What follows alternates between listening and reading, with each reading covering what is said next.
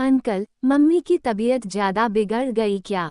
माँ के कमरे से डॉक्टर को निकलते देख सुरभि ने पूछा। पापा से जल्दी ही लौट आने को कहो। मालती जी को इस समय तुम सभी का साथ चाहिए, डा। आशुतोष ने सुरभि की बातों को अनसुना करते हुए कहा। डा। आशुतोष के जाने के बाद सुरभि थकी हारी सी लॉन में पड़ी कुर्सी पर बैठ गई। 2 साल पहले ही पता चला था कि माँ को कैंसर है। डॉक्टर ने एक तरह से उनके जीने की अवधि तय कर दी थी। पापा ने भी उनकी देखभाल में कोई कसर नहीं छोड़ी थी। माँ को लेकर 3-4 बार अमेरिका भी हो आए थे और अब वहीं के डॉक्टर के निर्देशानुसार मुंबई के जानेमाने कैंसर विशेषज्ञ डा। आशुतोष की देखरेख में उनका इलाज चल रहा था। अब तो माँ ने कॉलेज जाना भी बंद कर दिया था। उद्धरण दीदी, चाय। कम्मों की आवाज से सुरभि अपने ख्यालों से वापस लौटी। मम्मी के कमरे में चाय ले चलो, मैं वहीं आ रही हूँ, उसने जवाब दिया और फिर आंखें मूंद लीं। सुरभि इस समय एक अजीब सी परेशानी में फंस कर गहरे दुख में घिरी हुई थी। वो अपने पति शिवम को जर्मनी के लिए विदा कर अपने सास ससुर की आज्ञा लेकर मां के पास कुछ दिनों के लिए रहने आई थी। 2 दिन पहले स्टोर रूम की सफाई करवाते समय मां की एक पुरानी डायरी सुरभि के हाथ लगी थी, जिसके पन्नों ने उसे मां के दर्द से परिचित कराया। ऊपर आ जाओ दीदी, कम्मों की आवाज ने उसे ज्यादा सोचने का मौका नहीं दिया। सुरभि ने मां के साथ चाय पी और हर बार की तरह उनके साथ ढेरों बातें की। इस बार सुरभि के अंदर की उथल पुथल को मालती नहीं जान पाई थी। सुरभि चाय पीते पीते मां के चेहरे को ध्यान से देख रही थी। उस निश्चल हंसी के पीछे वह दुख, जिसे सुरभि ने हमेशा ही मां की बीमारी का हिस्सा समझा था, उसका राज तो उसे 2 दिन पहले ही पता चला था। थोड़ी देर बाद नर्स ने आकर मां को इंजेक्शन लगाया और आराम करने को कहा तो सुरभि भी नीचे अपने कमरे में आ गई। रहकर सुरभि का मन उसे कोस रहा था। कितना गर्व था उसे अपने व माता पिता के रिश्तों पर, जहां कुछ भी गोपनीय न था। सुरभि के बचपन से लेकर आज तक उसकी सभी परेशानियों का हल उसकी मां ने ही किया था। चाहे वह परीक्षाओं में पेपर की तैयारी करने की हो या किसी लड़के की दोस्ती की, सभी विषयों पर मालती ने एक अच्छे मित्र की तरह उसका मार्गदर्शन किया और जीवन को अपनी तरह से जीने की पूरी आज़ादी दी। उसकी मित्रमंडली को उन मां बेटी के इस मैत्रिक रिश्ते से ईर्ष्या होती थी। अपनी बीमारी का पता चलते ही मालती को सुरभि की शादी की जल्दी पड़ गई, परंतु उन्हें इस बात के लिए ज्यादा मेहनत नहीं करनी पड़ी। परेश के व्यापारिक मित्र व जानेमाने उद्योगपति ईश्वरनाथ के बेटे शिवम का रिश्ता जब सुरभि के लिए आया तो मालती ने चट मंगनी पट ब्याह कर दिया। सुरभि ने शादी के बाद अपना जर्नलिज्म का कोर्स पूरा किया।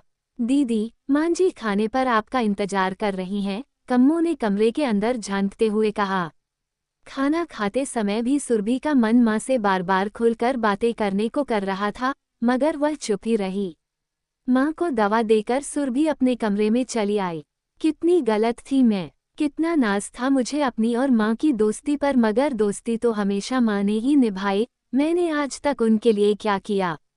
लेकिन इसमें शायद थोड़ा बहुत कसूर हमारी संस्कृति का भी है, जिसने नवीनता की चादर उड़ते हुए समाज को इतनी आज़ादी तो दे दी थी कि मां चाहे तो अपने बच्चों की राजदार बन सकती है, मगर संतान हमेशा संतान ही रहेगी।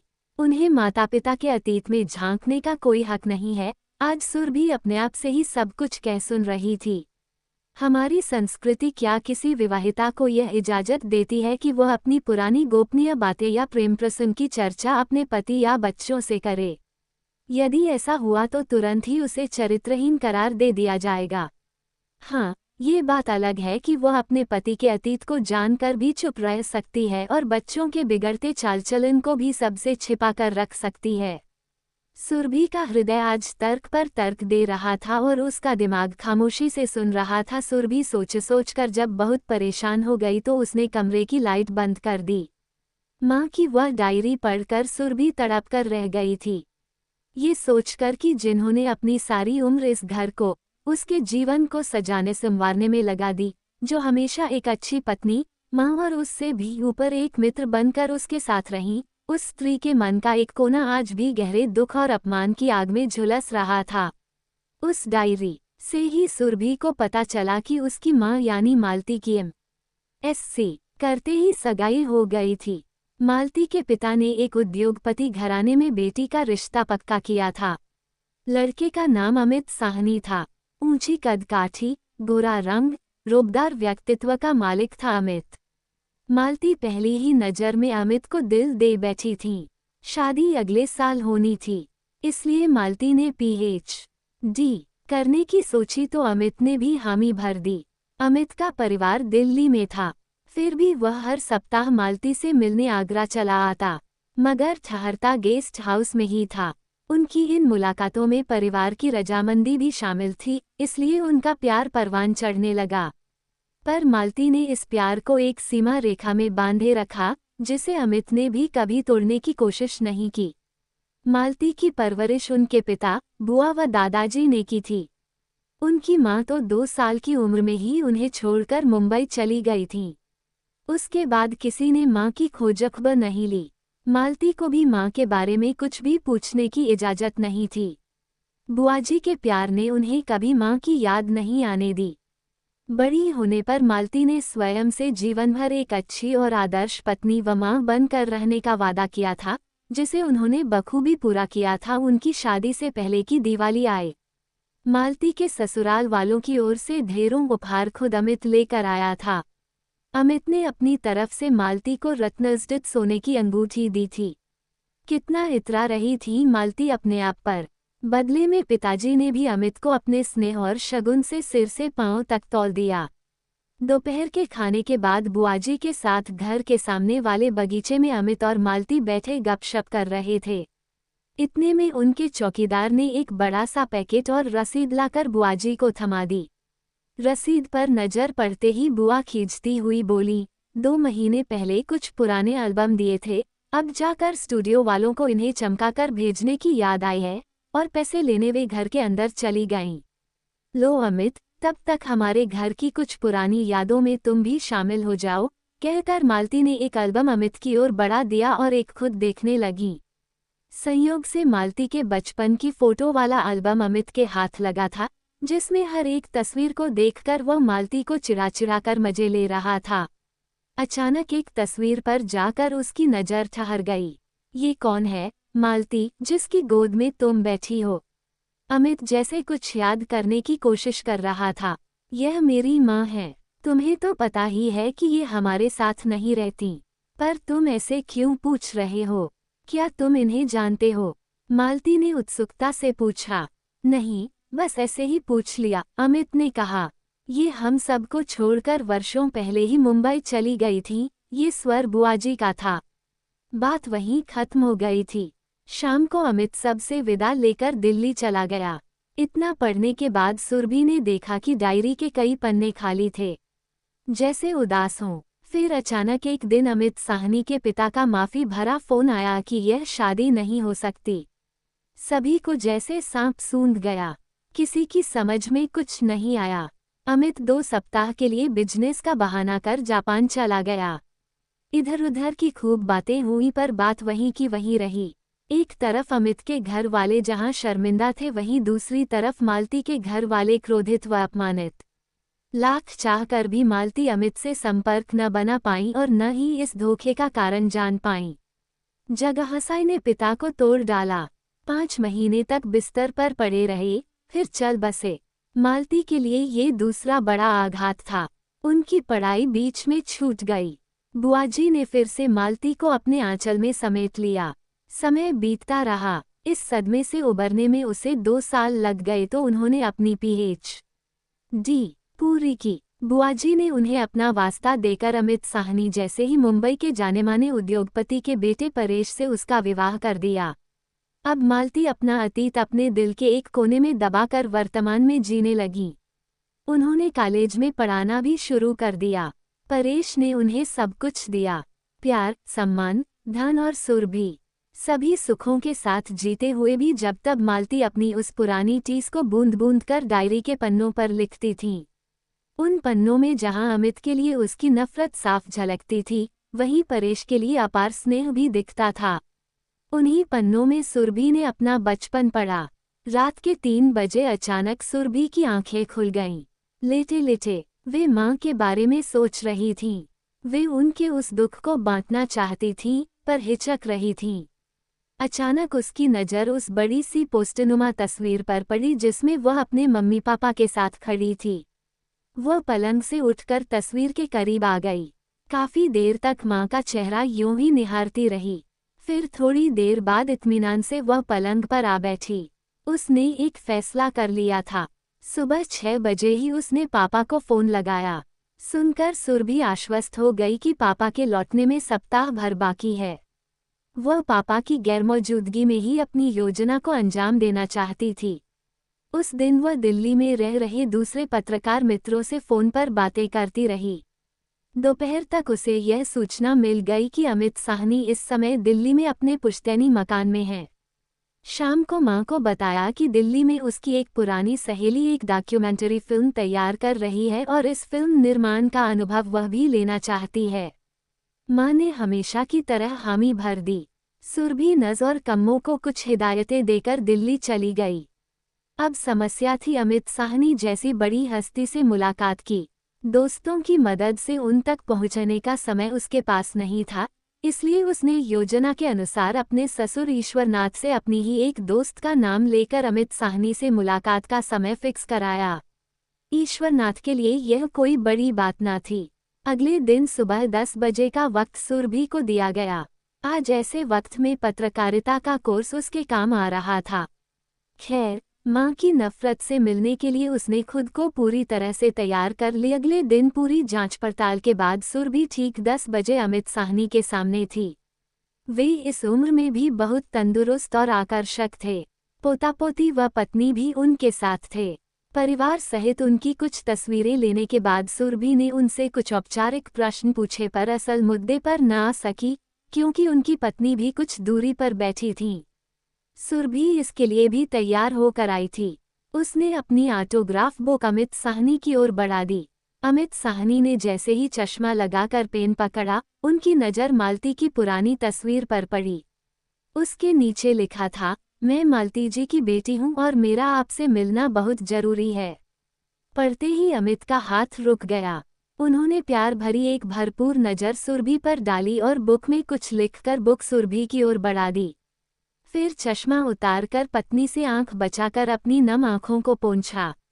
सुरभि ने पढ़ा, लिखा था, जीती रहो, अपना नंबर दे जाओ। पढ़ते ही सुरभि ने पस में से अपना कार्ड उन्हें थमा दिया और चली गई। फोन से उसका पता मालूम कर तड़के 5:30 बजे ही अमित साहनी सिर पर मफलर डाले सुरभि के सामने थे। सुबह की सैर का यही 1 घंटा है जब मैं नितांत अकेला रहता हूँ, उन्होंने अंदर आते हुए कहा। सुरभि उन्हें इस तरह देख आश्चर्य में तो जरूर थी, पर जल्दी ही खुद को संभालते हुए बोली, सर, समय बहुत कम है, इसलिए सीधी बात करना चाहती हूँ। मुझे भी तुमसे यही कहना है, अमित भी उसी लहजे में बोले। तब तक वेटर चाय रख गया। मेरी मम्मी आपकी ही जबान से कुछ जानना चाहती हैं, गंभीरता से सुरभि ने कहा। सुनकर अमित साहनी की नजरें झुक गईं। आप मेरे साथ कब चल रहे हैं माँ से मिलने? बिना कुछ सोचे सुरभि ने अगला प्रश्न किया। अगर मैं तुम्हारे साथ चलने से मना कर दूं तो? अमित साहनी ने सख्ती से पूछा। मैं इससे ज्यादा आपसे उम्मीद भी नहीं करती, मगर इंसानियत के नाते ही सही, अगर आप उनका जरा सा भी सम्मान करते हैं तो उनसे जरूर मिलिएगा। वे अपने जीवन के अंतिम पड़ाव पर हैं, कहते कहते नफरत और दुख से सुरभि की आंखें भर आईं। क्या हुआ मालती को? चाय का कप मेज पर रखकर चौंकते हुए अमित ने पूछ, उन्हें कैंसर है और पता नहीं अब कितने दिन की है। सुरभि भरे गले से बोल गई। ओह सॉरी बेटा, तुम जाओ, मैं जल्दी ही मुंबई आऊंगा, अमित साहनी धीरे से बोले और सुरभि से उसके घर का पता लेकर चले गए। दोपहर को सुरभि माँ के पास पहुँच गई। कैसी रही तेरी फिल्म? माँ ने पूछा। अभी पूरी नहीं हुई मम्मी, पर वहाँ अच्छा लगा, कहकर सुरभि माँ के गले लग गई। दीदी, कल रात मांझी खुद उठकर अपने स्टोर रूम में गई थीं। लग रहा था जैसे कुछ ढूंढ रही हूँ। काफी परेशान लग रही थी, कम्मो ने सीढ़ियाँ उतरते हुए कहा। थोड़ी देर बाद माँ से आंख बचाकर उसने उनकी डायरी स्टोर रूम में ही रख दी। उसी रात सुरभि को अमित साहनी का फोन आया कि वह कल 11:30 बजे की फ्लाइट से मुंबई आ रहे हैं। सुरभि को माँ की डायरी का हर वो पन्ना याद आ रहा था जिसमें लिखा था कि काश मृत्यु से पहले एक बार अमित उसके सवालों के जवाब दे जाता। कल का दिन माँ की जिंदगी का अहम दिन बनने जा रहा था।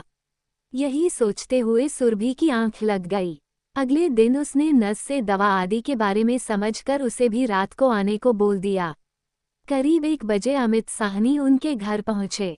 सुरभि ने हाथ जोड़कर उनका अभिवादन किया तो उन्होंने ढेरों आशीर्वाद दे डाले।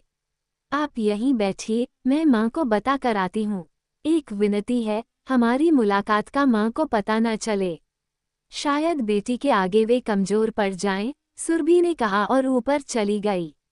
मम्मी, आपसे कोई मिलने आया है, उसने अनजान बनते हुए कहा। कौन है? माँ ने सूप का बाउल कम्मों को पकड़ाते हुए पूछा। कोई मिस्टर अमित साहनी नाम के सज्जन हैं। कह रहे हैं, दिल्ली से आए हैं। सुरभि वैसे ही अनजान बनी रही। कौन आया है?